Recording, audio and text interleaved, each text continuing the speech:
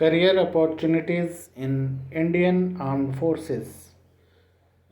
हमें जैसा कि हमें पता है, तीन तरह की फोर्सेस होती हैं: आर्मी, एयरफोर्स, नेवी। और इनमें जाने के बहुत सारी तरीके हैं, बहुत सारी हमारे लिए अपॉर्चुनिटीज़ हैं as a officer. Indian army के पास डिफरेंट डिफरेंट चैलेंजेस होते हैं। पहला कि जैसा हम जानते हैं, एक्सटर्नल चैलेंजेस। इंडियन आर्मी बाहर दूसरे कंट्रीज़ के जो अटैक हैं उनसे हमें बचाती है। कुछ चैलेंजेस इंटरनल भी होते हैं, जैसे कुछ फ्लड आ गई या सोशल हेल्प करती है इंडियन आर्मी। इसके अलावा जैसे चैलेंजेस हैं, नक्सलाइट्स हैं, या जो अंदर कोई विद्रोह हो गया बड़ा, तो हम आर्मी की हेल्प लेते हैं। इंडियन आर्मी किसी भी नेशन की जो 5 पावर्स होती हैं उनमें से एक होती है। 5 पावर्स होती हैं: polity, economy, judiciary, media and military. Indian role of Indian army: primary role is to save the country from external threats. Secondary role is to save the country from internal threats. Indian army जो है वो world की 3rd largest army है। सबसे ज़्यादा experience है हमारे पास world में। इंडियन आर्मी ने डिफरेंट डिफरेंट बैटल्स लड़े हैं: 47, 48, 62, 65, 71। जो एक ऑपरेशन भी लड़ा था 99 में, इट वाज ऑपरेशन, उसको ऑपरेशन का नाम दिया गया था कारगिल वॉर, जिसको हम कारगिल वॉर के नाम से जानते हैं। इंडियन आर्मी जो है वो डेजर्ट में, माउंटेन में और सब जगह रहती है। इंडियन आर्मी जो है उसके अंदर कई ब्रांचेज हैं अलग अलग। इंडियन आर्मी जो जिससे मिलके बनती है वो इन्फेंट्री है, आर्टिलरी है, पैराशूट बटालियन है, स्पेशल फोर्सेस हैं, मैक इन्फेंट्री है, आर्म्ड कोर्प्स है, ऐसे मिसाइल सिस्टम है। ऐसे करके इन सब से मिलकर बनती है इंडियन आर्मी। साथ में ही इंडियन आर्मी में एयरफोर्स जो है, एयर डिफेंस सिस्टम भी है, और एविएशन भी इंडियन आर्मी का अपना है। इंडियन आर्मी की जो लाइफ है एज ए ऑफिसर, वो बहुत ही अच्छी और एडवेंचरस है। उसमें इंडियन आर्मी में जो ऑफिसर्स हैं वो हमेशा एक्शन में रहते हैं, एक्टिव रहते हैं, एडवेंचर उनको डेली लाइफ में मिलता है। और वो पूरा not only in India, world में भी ट्रैवल करते हैं, घूमते रहते हैं। अलग अलग उनको ड्यूटीज़ मिलती हैं इस तरह की, जैसे पीस कीपिंग आर्मी में इंडियन आर्मी जाती है, इस तरह से। इंडियन आर्मी की जो लाइफ है, action means operations, Wars, counter terrorism, इस तरह के। और इसके अलावा जैसे जो हमने पहले भी बात की थी, सोशल हेल्प भी करती है, कम्युनिटी हेल्प भी आर्मी करती है। लोगों को फ्लड से बचाना, और जैसे कोई अर्थक्वेक आ गया, कुछ सुनामी आ गया, उनसे लोगों को बचाना, इस तरह की हेल्प आर्मी करती है। इंडियन आर्मी की लाइफ नो डाउट बड़ी एडवेंचरस है। वो माउंटेन ट्रेन्स पे पैरा जंपिंग, पैराग्लाइडिंग ये सब करते हैं। वाटर में भी वो लोग जाते हैं। उनके पास कैमल्स भी डेजर्ट में भी रहते हैं। वाटर में उनके पास अलग अलग जो वाटर बोट्स होती हैं या वाटर बाइक्स होती हैं, इस तरह की भी चीज़ें होती हैं।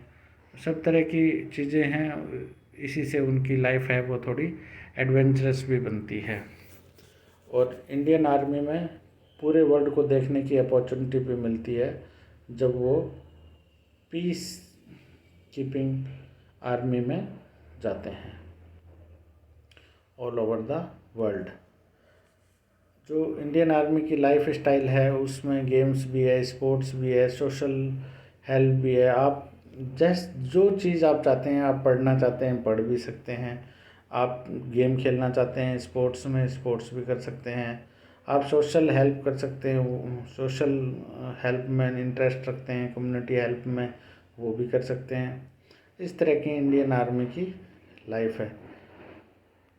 डिफरेंट डिफरेंट आपको जैसे जो इंटरनेशनल गेम्स होते हैं उनमें भी,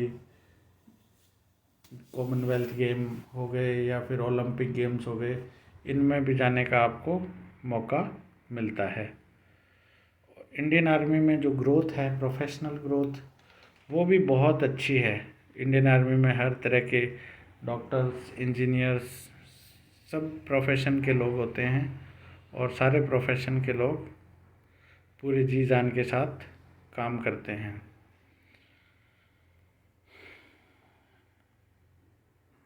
इंडियन आर्मी है वो एक्सीलेंट पे देती है। डिफरेंस हम यहाँ देख रहे हैं कि आर्मी और एक कॉरपोरेट सेक्टर में क्या डिफरेंस है। आर्मी है वो अच्छी एक्सीलेंट पे देती है, कॉरपोरेट में हमें नॉर्मल पे मिलती है। आर्मी में मिनिमम एक्सपेंसेस हैं, बाहर बहुत सारे खर्चे हैं, एक्सपेंसेस हैं। आर्मी का स्टेटस हाई है, बाहर जो स्टेटस है बट वो पेड है, अंदर विदाउट पे हाई स्टेटस है। एक्टिव लाइफ है, वहाँ पर डेस्क जॉब है, बाहर जॉब सिक्योरिटी 100% है, बाहर कोई जॉब सिक्योरिटी नहीं है। Enhance qualifications, learning stagnation. Army में रोज़ हम नई टेक्निक सीखते हैं, नए तरीके, नई चीज़ें, नए चैलेंज को फेस करने के लिए नई चीज़ें सीखनी पड़ती हैं।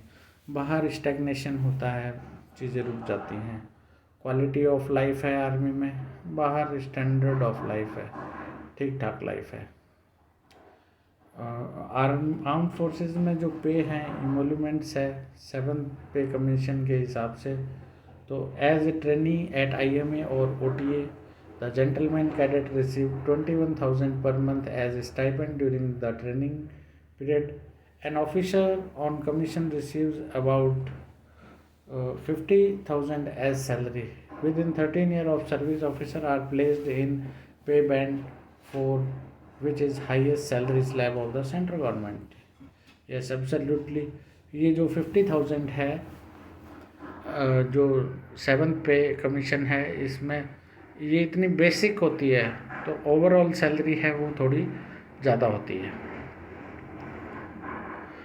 जब हम लीव्स और अलाउंसेस की बात करते हैं तो उनको सब राशन वगैरह, जो medical treatment facility, canteen facility और 70 छुट्टियाँ मिलती हैं उनको। 70 लीव वो साल में ले सकते हैं। इस तरह की उसके अलावा जो सेंट्रल गवर्नमेंट में और फैसिलिटीज़ मिलती हैं वो हैं, लाइफ इंश्योरेंस कवर मिलता है 75 लाख का। इस तरह की एक ऑफिसर की उसको ये फैसिलिटीज़ और अलाउंसेस मिलते हैं। आर्मी में जॉब सेटिस्फैक्शन होता है नेशन बिल्डिंग के लिए, क्योंकि वो नेशन बिल्डिंग में होता है, और जॉब सिक्योरिटी होती है, पे एंड अलाउंसेस अच्छे हैं, सोशल स्टेटस भी अच्छा है, रेस्पेक्टफुल है, फॉरेन कोर्स भी जा सकते हैं, पोस्टिंग जाते हैं, और ये सब हम कर सकते हैं आर्मी में रहते हुए। आफ्टर रिटायरमेंट बेनिफिट्स क्या हैं? Quality of life. अब हम बात करते हैं कि आर्मी को ज्वाइन कैसे करें। ज्वाइन करने का तरीका, ऑफिसर एंट्री होता है, JCO एंट्री होता है, जूनियर कमीशन ऑफिसर, और other ranks.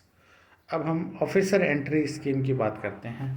As a officer हम 10+2 मतलब 12th पास हों तो हम NDA या 10+2 टेक्निकल एंट्री स्कीम के थ्रू हम आर्मी ज्वाइन कर सकते हैं। फिर आता है ग्रेजुएट लेवल पर। जो 10+2 लेवल पर नहीं कर पाए they should wait for graduate level. Graduate level पर 2 एंट्रीज होती हैं, UPSC एंड नॉन UPSC।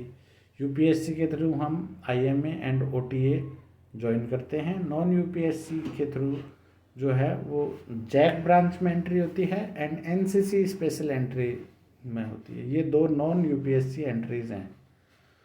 इसके अलावा नॉन यूपीएससी ग्रेजुएट लेवल पर हैं यूईएस, टीजीसी, एसएससी और एईसी। एईसी होता है आर्मी एजुकेशन कोर्स, और जो यूईएस है वो यूनिवर्सिटी। ये जो हैं इनमें आर्मी है वो डायरेक्ट यूनिवर्सिटीज से बच्चों को सेलेक्ट करती है। अब 10+2 एंट्रीज में हमें क्या क्या क्वालिफिकेशन रखनी है। एनडीए में जाने के लिए हमारी एज 16.5 से 19.5 मीन्स 16.5 से 19.5 के बीच में हमारी उम्र होनी चाहिए। हम 12th क्लास पास होने चाहिए, जिसमें फिजिक्स एंड मैथ एयरफोर्स और नेवी के लिए कंपलसरी है। इसके लिए ये पास करने से जो हम एनडीए जाएंगे, एनडीए जो है वो खड़गवासला पुणे में है। 3 ईयर का ट्रेनिंग कोर्स है और 1 ईयर आईएमए में। टोटल हमें 4 ईयर का कोर्स करना पड़ता है। टेक्निकल एंट्री स्कीम में सेम एज ग्रुप सेम है। जो 12th क्लास में टॉपर बच्चे होते हैं, जिनके परसेंटेज हाई होते हैं, उनको डायरेक्ट आर्मी में एज ए ऑफिसर रिक्रूट किया जाता है, जिनकी ट्रेनिंग ओटीए गया में होती है। 5 साल 1 ईयर ओटीए गया एंड 4 ईयर है CTWS। ये परमानेंट कमीशन इनको मिलता है आफ्टर 4 ईयर्स। और इसमें पहले गया में ट्रेनिंग होती है, उसके बाद जो सिकंदराबाद में ट्रेनिंग होती है। फिर आता है graduate level entries. Graduate level entries में हमने पहले देखा था UPSC and non UPSC. UPSC के थ्रू जो सीडीएस का एग्ज़ाम होता है वो होता है, और नॉन यूपीएससी में जैक ब्रांच होती है, जज एंड एडवोकेट जनरल। जज नाम से ही पता है, जज and advocate general, it means इसके लिए ग्रेजुएशन में हमें LLB चाहिए विथ एटलीस्ट 50% मार्क्स। और एसएससी नॉन यूपीएससी एंट्रीज हैं, इसमें हमें 19 to 25 ईयर एज चाहिए और हमारे 50% ग्रेजुएशन में होने चाहिए। और एनसीसी में हमारे पास C सर्टिफिकेट होना चाहिए विथ मिनिमम B ग्रेड। इसकी ट्रेनिंग भी ओटीए चेन्नई में होती है, ओनली 49 वीक्स की।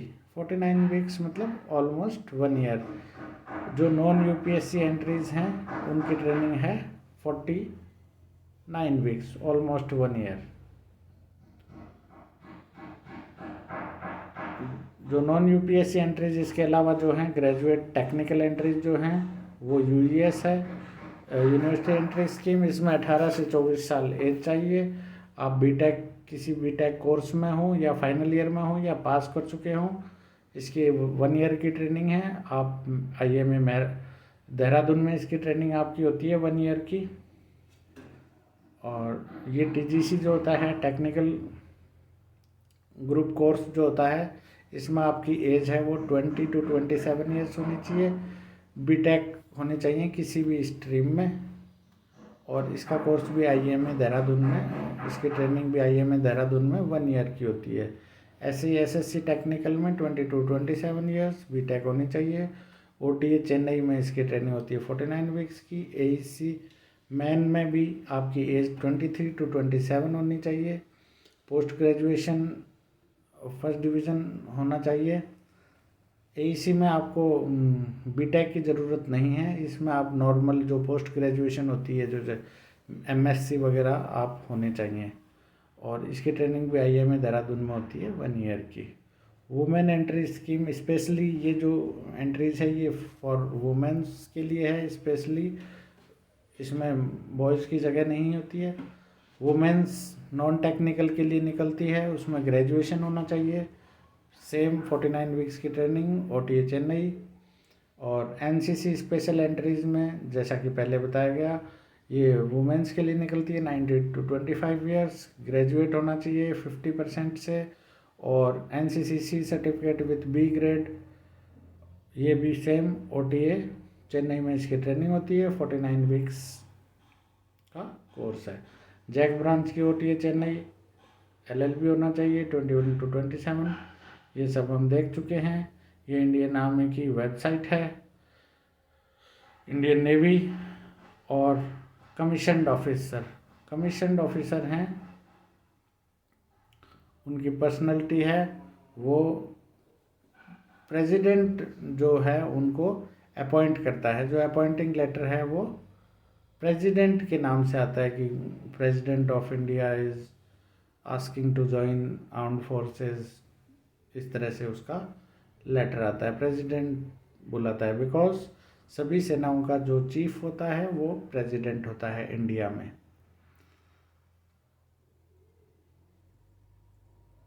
इंडिया की जो आर्मी है वो थर्ड लार्जेस्ट आर्मी है।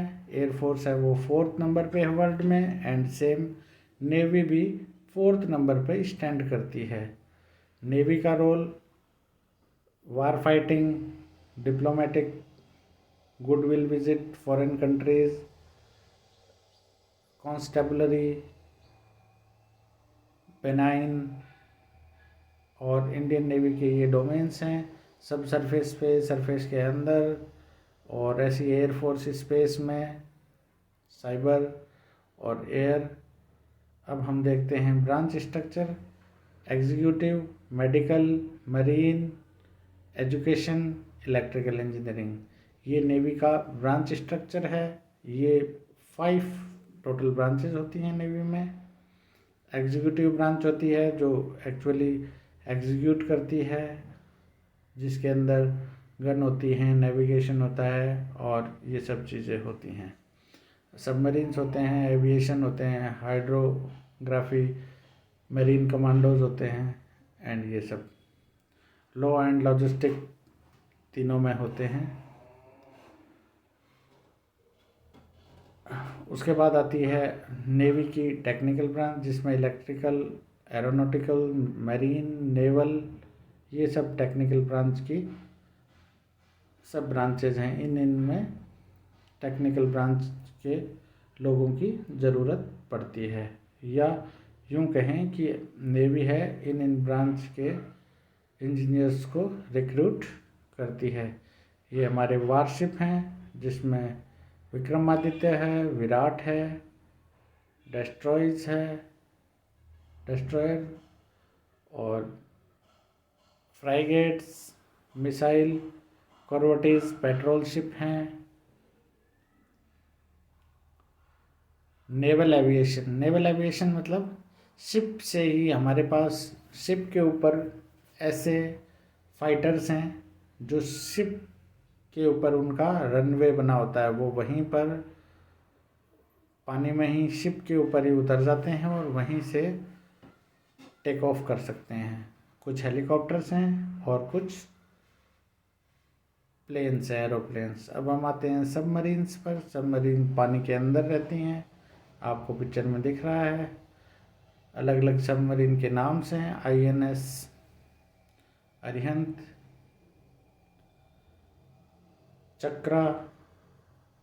चक्रा जो है वो न्यूक्लियर सबमरीन है, इसमें जो फ्यूल है वो न्यूक्लियर फ्यूल डलता है।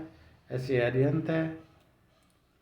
नेवी की भी लाइफ है वो, जैसा कि हमें पता है, जो सी के अंदर, सी एंड शोर्स, सी में और उसके किनारे पे नेवी की लाइफ ज़्यादा होती है। नेवी जो है शिप पे भी रहती है। शिप अपने आप में एक मिनी सिटी की तरह होता है, काफ़ी बड़ा होता है। नेवी ज्वाइन करने के लिए भी आप नेवी की वेबसाइट पे विज़िट कर सकते हैं। सेम प्रोसीजर है आर्मी और नेवी का, सेम इसमें भी परमानेंट और शॉर्ट सर्विस कमीशंस होते हैं। आर्मी में भी same permanent and short service commission होते हैं। शॉर्ट सर्विस कमीशन है, उसको हम बाद में, अगर उसकी ऑफिसर की एफिशिएंसी अच्छी होती है तो परमानेंट के लिए एग्ज़ाम का भी चांस मिलता है। नेवी में जो लेडी ऑफिसर हैं वो भी होती हैं। आर्मी में जो अभी तक ऐसा था कि सिर्फ कोर ब्रांचेस में लेडी ऑफिसर्स थी। इन्फेंट्री जो फाइटिंग्स ग्रुप होते हैं उसमें लेडी ऑफिसर नहीं थी, बट अभी से अब NDA में लेडी ऑफिसर्स जाएंगे तो उसमें भी लेडी ऑफिसर जा सकते हैं। नेवी एंड एयरफोर्स जो हैं वो थोड़ी टेक्निकल होती हैं, इसीलिए उसमें ज़्यादा बीएससी फिजिक्स मैथ या फिर इंजीनियर्स बीटेक वाले लोगों को ज़्यादा रिक्रूट किया जाता है। मोस्टली वो लोग होते हैं, बाकी लोग कम होते हैं।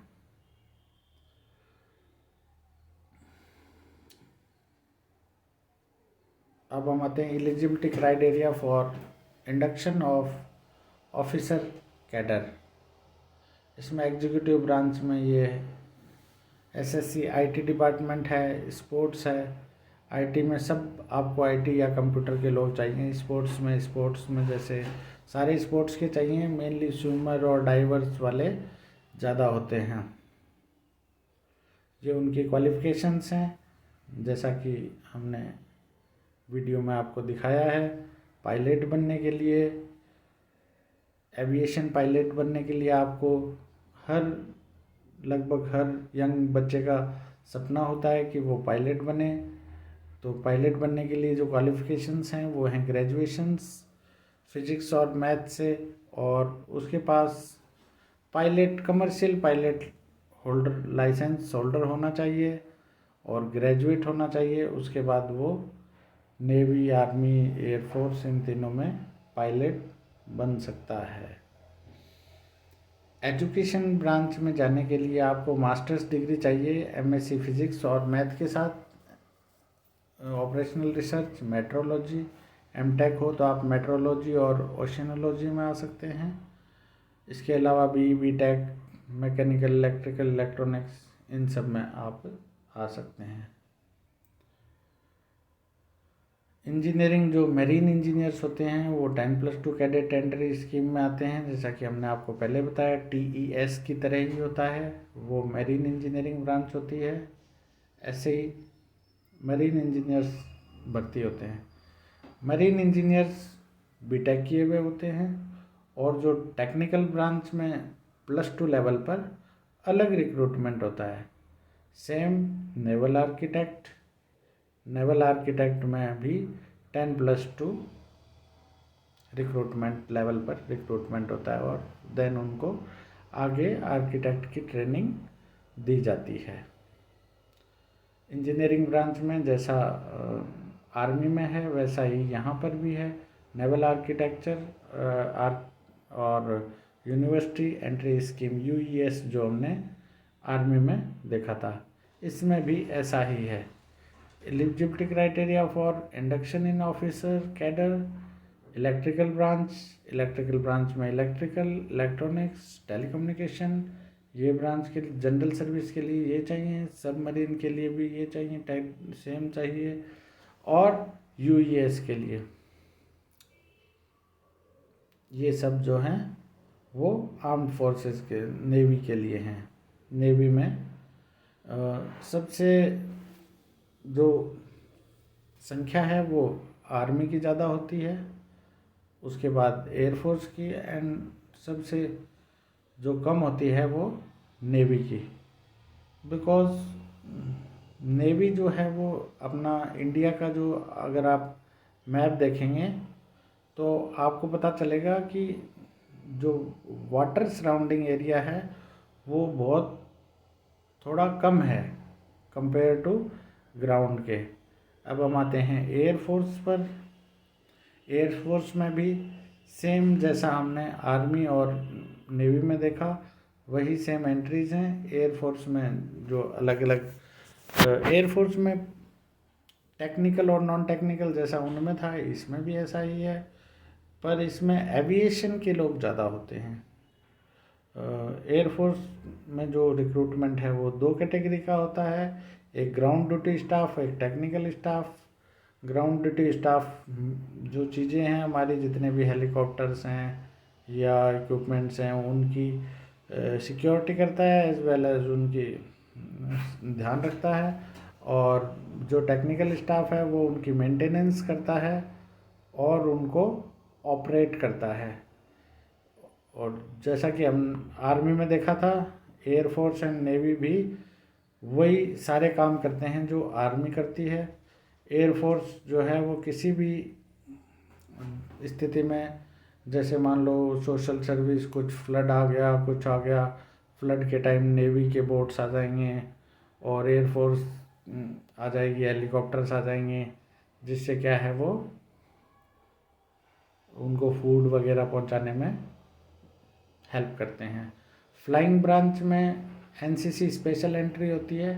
एनसीसी जिन बच्चों के पास कॉलेज में या स्कूल में एनसीसी है वो इस पॉइंट पर ध्यान दें। Graduation with minimum 60% aggregate and having completed 12th with physics and math और B tech with 60% and NCC air wing C certificate. जो एयरफोर्स में जो जाना चाहते हैं उनके पास एयर विंग का सी सर्टिफिकेट होने चाहिए, जिनकी एयरफोर्स एकेडमी हैदराबाद में ट्रेनिंग होती है 1.5 ईयर्स की। और टेक्निकल ब्रांच में वही हमने देखा था एरोनॉटिकल्स और ये सब चीज़ें चाहिए। एरोनॉटिकल इंजीनियरिंग वाले इलेक्ट्रिकल इंजीनियरिंग, इन सबको ज़्यादा प्रेफरेंस मिलती है क्योंकि इन्हीं का ही काम ज़्यादा होता है। ये किसी भी उसमें जो आर्मी एयरफोर्स नेवी तीनों में सेलेक्ट होने का ये प्रोसीजर है। आप ऑनलाइन अप्लाई कीजिए, एंट्रेंस एग्ज़ाम दीजिए, या तो यूपीएससी के द्वारा या एफकेट बाय एफकेट। उसके बाद एयरफोर्स सिलेक्शन बोर्ड होता है, जैसे एसएसबी होता है वैसे एयरफोर्स सिलेक्शन बोर्ड होता है। उसके बाद आपका टेस्ट होता है, फिर medical, then merit list. Air force में भी वही जैसा नेवी में वाटर के रिलेटेड जो भी हमारे पास एडवेंचर होते हैं वो उनका मौका मिलता है, एयरफोर्स में एयर के एडवेंचर्स का मौका मिलता है। और ये इनकी वेबसाइट्स हैं तीनों की, करियर इन एयरफोर्स। अब आता है SSB, service selection board. SSB आप जब एग्ज़ाम क्लियर कर लेते हैं तो एसएसबी एक 5 डेज़ इंटरव्यू प्रोग्राम है, शेड्यूल है। इसमें क्या क्या होता है, आपके intelligence test, group discussion, word association test, thematic apperception test, situation reaction test, lecture, individual group obstruction और इंटरव्यू। ये 5 डे प्रोग्राम में आपसे ये सब चीज़ पूछी जाती है। एसएसबी में ये सब होने के बाद ये जो है रिसेप्शन हुआ, फॉर्म फिलिंग हो गई, देन डे 1 पे आपकी इंटेलिजेंसी टेस्ट होती है, देन डे 2, डे 1 में जो स्टेज हैं वो अलग अलग हैं। पिक्चर स्टोरी वगैरह आपसे लिखाई जाती है, आपको एक पिक्चर दिखाई जाती है, उसके ऊपर आपसे स्टोरी लिखना, पिक्चर के बारे में आप क्या सोच रहे हैं, ग्रुप डिस्कशन।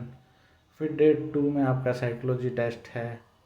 और इसकी ख़ास बात यह है कि आर्मी या एसएसबी या एयरफोर्स टेस्ट कोई भी आप ले लीजिए, इसमें आपको ऑन द स्पॉट रिजल्ट मिलता है। You need not to wait for a year और 6 मंथ और 3 मंथ। आपको विद इन 1 आवर 2 आवर आपको रिजल्ट मिल जाएगा। Either you have selected for the next और better luck for next time. दोनों में से आपको एक चीज़ पता चलती है। डे 2 में साइकोलॉजी टेस्ट वगैरह हो गए, डे 3 में ग्रुप टेस्ट हो गया। उसके बाद डे 3 में ग्रुप टेस्ट के अलावा जो अलग अलग टेस्ट हैं वो लेक्चर वगैरह ये सब होते हैं। उसके बाद आपका फिज़िकल चेक किया जाता है, ऑब्स्टैकल ट्रेनिंग जिसको बोलते हैं। ऑब्स्टैकल्स मतलब आपको रस्सी चढ़ाना, कोई जंप कराना, लॉन्ग जंप, हाई जंप, ये सब आपका चेक किया जाता है, रनिंग, इस टाइप से। और उसके बाद लास्ट में आपका इंटरव्यू, पर्सनल इंटरव्यू में आपको चेक किया जाता है कि आपका वे ऑफ टॉकिंग कैसा है, आपकी पर्सनैलिटी कैसी है, आपका बैठने का स्टाइल कैसा है, और भी आपके डॉक्यूमेंट्स चेक होते हैं, ये सब चीज़ें।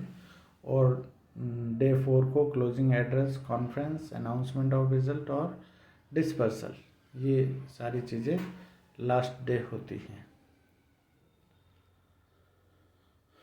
एक बार कुछ जो कैडेट्स होते हैं या कैंडिडेट्स होते हैं वो अगर एक एसएसबी उसमें फेल हो जाते हैं इंटरव्यू में या एसएसबी में, तो उन्हें दोबारा ट्राई करना चाहिए। कुछ लोग हार मान लेते हैं कि नहीं मेरा हुआ नहीं तो मैं जाऊंगा नहीं, ऐसा नहीं है। बहुत सारे लोग होते हैं वो सेकंड, थर्ड या फोर्थ चांस में भी सेलेक्ट होते हैं। अब हमने आपको बताया ये अपॉर्चुनिटीज़ हैं, एडवेंचरस भी हैं और एडवेंचरस के साथ साथ प्रोफेशनली भी हैं, रेप्यूट वाली जॉब हैं। अब चॉइस आपकी है, आपको कॉरपोरेट अच्छा लगता है या आर्मी अच्छी लगती है। ओके, थैंक यू, जय हिंद।